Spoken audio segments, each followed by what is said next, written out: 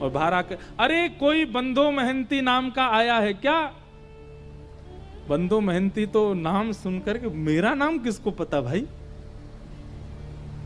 मन में सोचा, पत्नी तो सो गई है, मन में सोचा कोई और होगा बंधो महंती मेरे जैसा, लेकिन देखा कोई और है भी नहीं, अकेला मैं ही बैठा हूं।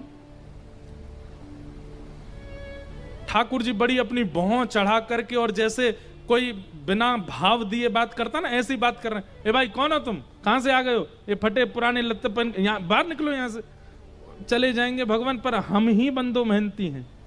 तुम बंधो मेहनती हो? बोला हाँ। अच्छा, अपना और परिचय बताओ। बोले और तो क्या परिचय है? परिचय यही है कि मेरे पास ना तो घर है, ना व्यापार है, ना संपत्ति है, ना धन है, कुछ भी नहीं है। ठाकुर जी को अपना मित्र मानता हूं बस। अरे यही परिचय तो पूछ रहे थे। महाप्रभु जगन्नाथ जी आए थे स्वप्न में, और स्वयं भगवान ही कह रहे हैं, बोले प्रभु महाप्रभु जगन्नाथ जी आए थे स्वप्न में, स्वप्न में आके बोले मेरा मित्र बंधु मेहनती। बोले 1 मिनट रुक जाएंगे? बोले क्यों? पत्नी को उठा दूं, उसके सामने बोल दो ये बात कि मेरे को मित्र कहा महाप्रभु जी ने। पत्नी को उठाया, पत्नी बोली क्या हुआ? बोले देख महाप्रसाद लेके खड़े हैं।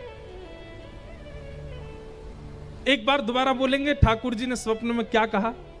बोले ठाकुर जी स्वप्न में आके बोले हमारा मित्र बंधो मेहनती बैठा है बाहर, उसको महाप्रसाद देख के आओ। सुन करके अब महाप्रसाद देख करके तो बच्चे पत्नी खुश हुए, लेकिन बंधो मेहनती तो ये शब्द सुनकर के ही प्रसन्न हो गया कि ठाकुर जी ने मित्र मान लिया। बोले सुनिए, मेरी तो योग्यता नहीं मैं उनको जाकर के प्रणाम करूं, आपने मेरी लाज बचा ली पत्नी, मेरी तरफ से दंडवत कर देना, एक बार हृदय से लगा लेना। बोले कि समय मिलेगा जगन्नाथ जी खुद ही बुला लेंगे तुमको भीतर, महाप्रसाद पाओ। और सुनो ये थाल बहुत महंगा थाल है, इसको व्यवस्थित ऊपर पहुंचवा देना मंदिर में। जी जी हम पहुंचवा देंगे। अब महाप्रसाद आया, बच्चों ने पेट भर के पाया, पत्नी ने पाया, बंधो मेहनती ने पाया। बंधो मेहनती को भूख थोड़ी थी, वो तो भूख मर गई ठाकुर जी की बात सुन करके। रात में बर्तन धो करके विशाल थाल, उसमें रत्न जड़े थे, इतना महंगा थाल। अब वो तो पूरे घूम आए मंदिर के आसपास, कोई मिला नहीं। बोले थाल किसको दूं मैं?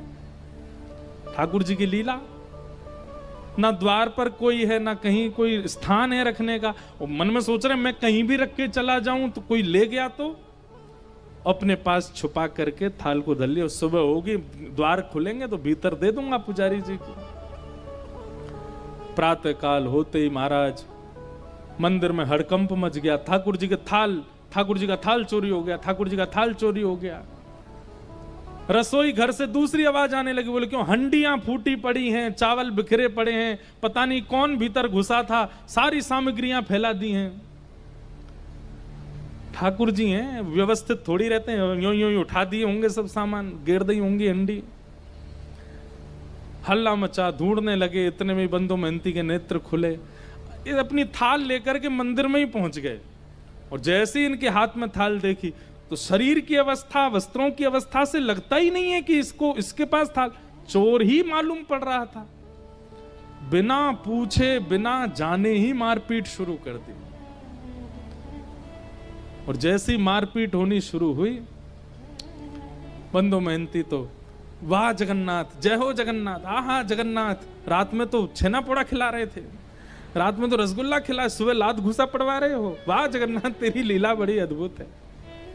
पत्नी आकर इनको मत मारिए, ये जगन्नाथ जी के मित्र। बोले अच्छा जगन्नाथ जी का मित्र, इसको बताते हैं हम।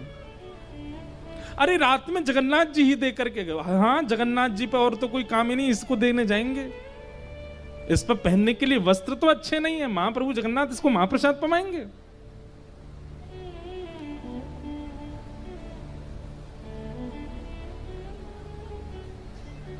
इतना मारा कि बंधु मेहनती बेहोश तो नहीं हुए, पर ठाकुर जी के ध्यान में चले गए। बोले नाथ आपकी लीला, श्रीमद् भागवत में गोपियां कहती हैं, मैवम विभोर हति भवान गदितम नृशंसम संत्यज्य सर्व विषयाम तव पाद मूलम।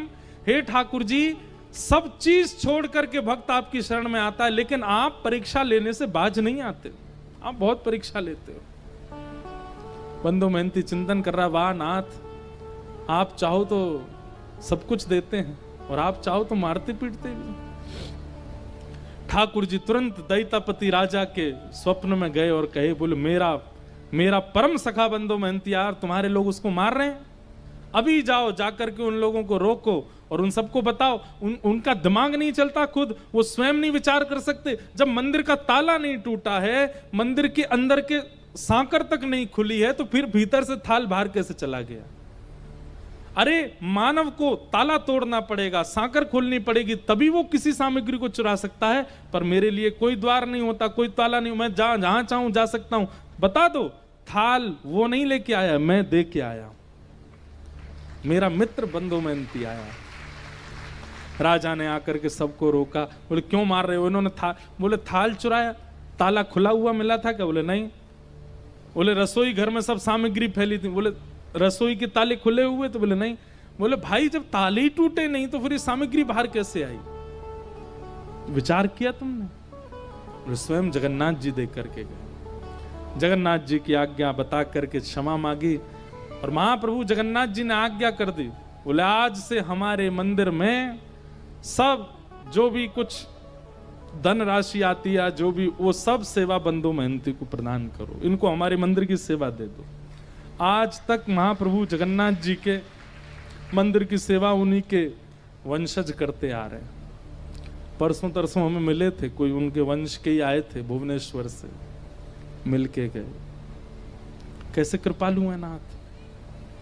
परीक्षाएं तो बहुत लेते हैं, लेकिन अपने उत्कंठा को डगमगाने मत देना। बस जीवन में पड़ाव बहुत आएंगे, भक्ति मार्ग में रुकावटें बहुत आएंगी, विचलनता बहुत ज्यादा आवेगी, लोगों के द्वारा बहुत कुछ सुनना पड़ेगा, पर आप अपनी मिलन की जो वो भावना है उसको खत्म मत होने दो, वो यथावत रहने दीजिएगा।